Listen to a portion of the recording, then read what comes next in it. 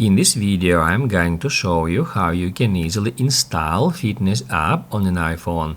Be sure to watch the video to the very end so you don't make any mistakes.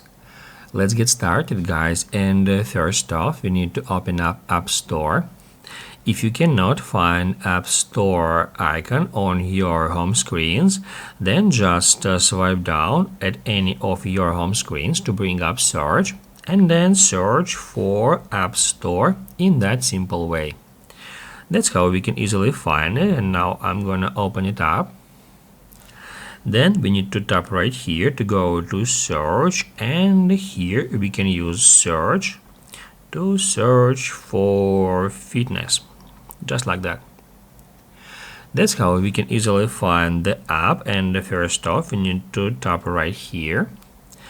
Now, as you can see here, we can see this open button because the app is already installed on my iPhone.